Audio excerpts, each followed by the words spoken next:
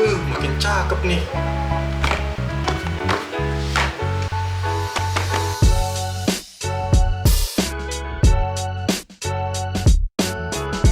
Yo, halo. Kali ini ada beberapa barang yang mau saya coba jadiin lebih baru, canggih, dan bebas. Untuk eksekusinya memang cukup menantang ya, karena harus dioprek-oprek dulu. Soalnya cara ini bukan ofisial atau bukan dari bawaan pabriknya. Oke, nggak usah makin dilamain, langsung aja gas dioprekin. Yang ini dulu. Nah, yang pertama ada handphone flagship dari Samsung, yaitu Galaxy S10 Plus. Handphone ini rilis sekitar 6 tahun lalu. Udah lama ya, tapi masih kelihatan cakep. Untuk sistemnya, handphone ini menggunakan OS Android yang mentok di versi 12 dengan One UI 4.1 dan security patch-nya di 1 Maret 2023. Nggak ada updatean ofisialnya lagi ya. Memang untuk penggunaan sekarang masih bisa dan oke-oke aja. Aplikasi banyak yang support. Tapi ternyata handphone ini masih bisa diupdate loh ke versi yang lebih baru, walaupun nggak resmi alias pakai custom ROM. Jadi di sini saya nemu yang namanya Extreme ROM Nexus, yang base-nya itu One UI 7 dari Galaxy S24 FE. Dari keterangannya sih ini udah stabil dan banyak fitur-fitur baru, termasuk fitur AI-nya. Wah, gokil nih. Untuk pasang custom ROM di handphone ini nggak yang susah-susah banget sih, tapi tetap harus teliti. Dan bahan-bahannya emang lumayan banyak, yaitu software Odin, drivernya, file recovery, file custom ROM, repartition, dan cleaner. Jadi pertama-tama itu harus unlock bootloader handphonenya dari menu developer mode buat aktifin OM unlocking. Terus matiin handphonenya dan tahan tombol Bixby sama volume down sambil colok kabel data yang terhubung ke PC buat masuk ke fastboot. Nah, di sini ada pilihan gitu buat tekan tombol volume up yang lama buat unlocknya. Dari yang udah-udah sih bakalan kereset dan kehapus tuh data-data di handphonenya juga. Nah, abis itu balik lagi ke fastboot buat masuk ke mode downloadnya. Terus di PC, jalanin software si Odin buat flash si custom recovery-nya, yaitu TWRP.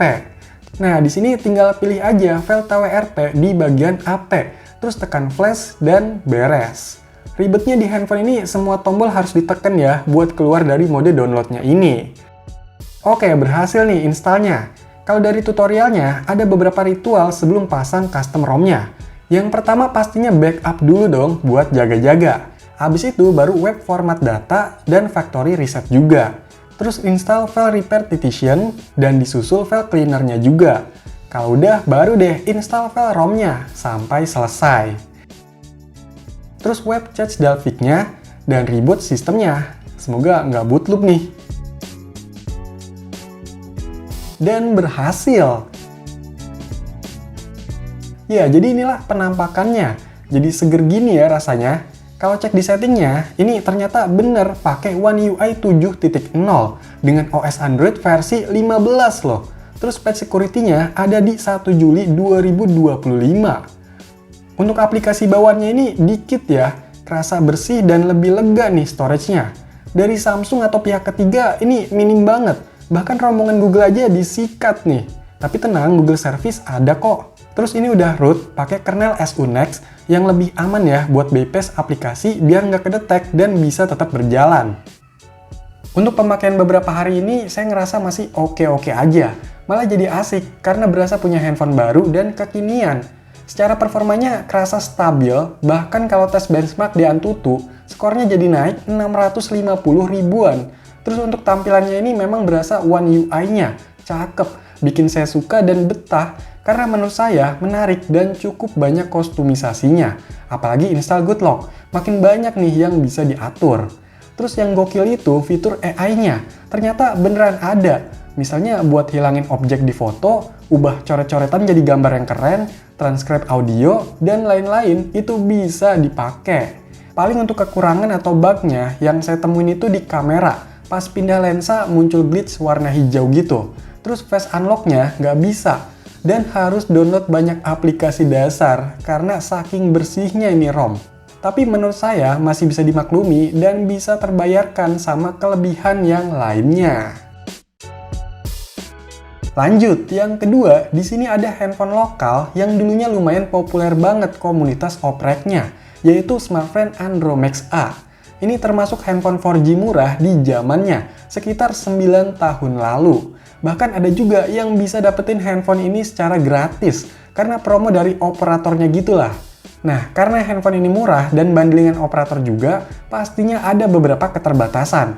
Tapi dari keterbatasan itu, banyak orang-orang jadi berinovasi buat oprek-oprek handphone ini. Sayangnya handphone ini tuh walaupun tipenya sama, tapi nggak semuanya bisa dioprek. Makanya muncul sebutan Dewa Dewi. Untuk Dewa, itu unit yang lebih baru, ditandai versi hardware X58. Ini nggak bisa dioprek ya. Sedangkan yang Dewi, itu unit pas masih awal-awal, ditandai versi hardware X20, dan bisa dioprek-oprek, bahkan bisa dari handphonenya langsung. Nah, selain itu, lihat juga nomor bentukannya. Kalau diakhiri V3.5 ke atas, itu harus di-downgrade dulu. Pakai semacam aplikasi updaternya yang mungkin udah dimodifikasi biar bisa install file downgrade-nya ini. By the way, untuk bahan-bahannya itu memang harus punya APK updater, activity launcher buat cari menunya, file downgrade-nya, file TWRP, dan custom ROM-nya. Nah, untuk custom ROM-nya handphone ini banyak banget, bahkan bisa kayak ngerubah handphone ini jadi berasa handphone Xiaomi misalnya, karena di sini saya coba install ROM MIUI. Nah, balik lagi, kuncinya itu memang downgrade, karena kalau udah di downgrade, kita bisa install custom recovery, yaitu TWRP, dengan cara copy folder hasil ekstrak ke microSD yang terpasang di handphonenya. Terus matiin dan nyalain handphonenya seperti biasa, ntar otomatis keinstall tuh TWRP-nya. Nah, kalau udah kayak gini tinggal install aja custom ROM yang diinginkan dengan cara yang biasa ya. Tapi seperti biasa, backup juga jangan lupa. Dan hasilnya berasa disulap nih. Handphone Andromax lokalan berubah jadi handphone Xiaomi yang dulu lagi booming-boomingnya ya. Saya juga dulu sempat suka pakai MIUI. Soalnya banyak fitur, kostumisasi, tema-tema keren, dan sebagainya. By the way, ini tampilannya MIUI 8. Dengan base Android versi 5.1.1. Untuk fitur-fiturnya memang ada dan bisa, macam app lock, dual apps, second space, kostumisasi status bar, tema, dan lain-lain. Bahkan yang bikin senangnya lagi, di SIM 1 udah unlock juga, alias bisa pakai operator selain smartfren. Di sini saya pakai kartu Tri bisa ya, dan 4G-nya muncul nih. Secara performanya, pakai ROM ini cukup stabil, cuma nggak bisa berharap yang lancar banget, karena keterbatasan spek dan udah jadul. Tapi lumayan lah, jadi keren dan unik juga. Oke, yang ketiga, di sini ada konsol game retro handheld lipat yang masih cukup baru dan banyak kasusnya juga sih, yaitu Mio Flip. Konsol game ini dibalik kontroversinya masih terbilang cukup menarik, karena pertama kalinya Mio bikin model flip. Dan seperti kebanyakan retro handheld biasa, Mio Flip ini menggunakan sistem sederhana dari Linux yang dimodifikasi dan dikhususkan buat main game-game retro. Untuk speknya pun biasa aja, tapi dia menggunakan chipset dari Rockchip, yaitu RK3566. Nah, karena itu ada yang bikin custom firmware berbasis Android untuk Mio Flip ini, namanya Gamma OS Core, yang dari infonya ini merupakan versi minimal dari Android 13 TV. Untuk caranya memang lumayan ribet dan banyak bahannya, yaitu file Gamma OS-nya, drivernya, RK DevTool, pakai PC, dan microSD baru buat installnya, minimal 32 GB dan yang ngebut lah. Jadi pertama-tama harus masukin aplikasi ke microSD Mio Flip buat install bootloader dan masuk ke bootloadernya. Kalau udah tinggal jalanin, yang install dulu, baru masuk ke bootloadernya. Terus hubungin ke PC yang udah keinstall drivernya ya. Habis itu lepas microSD dan pasang microSD baru, tapi di slot yang sebelah kanan, jangan yang sebelah kiri kayak yang biasanya. Nah, di sini pakai RK DevTool buat flash firmware-nya. Tapi ada ritual lagi, yaitu run dulu file loadernya dengan centang write by address. Terus di advanced function, go max room, run lagi, dan pilih SD buat switch storage-nya. Habis itu baru deh di bagian upgrade firmware, pilih file Gamma OS-nya. Kalau udah selesai, ntar di Mio Flip-nya bakalan otomatis nyala dan masuk ke Gamma OS. Nah, untuk tampilannya itu kayak gini, dibikin tab atau halaman ya. Ada yang khusus buat tampilan game-gamenya, buat widgetnya, daftar aplikasi, dan pengaturannya. Di sini ada keterangan untuk modelnya AOSP TV on ARM64 dengan OS Android TV versi 13. Untuk pengaturannya ini memang mirip kayak di Smart TV gitu ya tampilannya. nggak terlalu banyak yang bisa disesuaikan, bahkan aplikasi bawaannya pun sedikit, dan kayaknya nggak ada Google Service-nya nih. Memang bisa bikin ringan dan nggak makan banyak storage ya, cuma agak ribet juga nih ke depannya. Ya walaupun di sini ada semacam toko aplikasi, yaitu Aura Store, tapi nggak tahu kenapa, kok aplikasinya pada nggak bisa diinstal ya? Nah, saya coba install lewat file APK, bisa nih. Tapi nggak semuanya bisa. Mungkin karena ini Android TV, jadi banyak yang nggak support gitu kah? Tapi terlepas dari itu, secara fungsi ini memang nggak ada masalah. Tombol-tombol bisa, Wi-Fi-nya bisa, Bluetooth bisa, OTG juga lancar.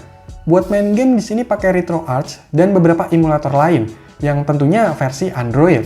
Performanya masih sama sih, bahkan nggak begitu oke menurut saya. Karena Android memang butuh resource yang lebih tinggi ya. Untuk main game Android, ya seperti tadi, banyak yang nggak bisa diinstal. Kalaupun ada itu susah, bahkan nggak bisa dikendaliin pakai tombol. Ini mah jadinya kurang maksimal ya, walaupun kelihatannya jadi lebih canggih gitu pakai Android. Hadeh. Tapi ya udahlah, nggak penasaran kan? Ya semoga aja nanti ada firmware Android yang lebih bagus dan cocok untuk di Mio Flip ini. Oke, jadi itulah beberapa barang yang saya coba oprek-oprek biar makin keren, lebih baru, lebih bebas, dan canggih. Ada handphone Samsung Galaxy S10 Plus, smartphone Android Max A, dan konsol game Mio Flip. Menurut kalian mana nih yang menarik? Coba kasih tahu di komentar ya. Dan buat yang mau tahu info atau tutorial lengkapnya, bisa cek di deskripsi. Tapi ingat ya, lakukan dengan resiko masing-masing. Jadi tetap hati-hati. Sekian video ini, semoga bermanfaat. Silahkan di like, share, dan subscribe channel ini. Terima kasih.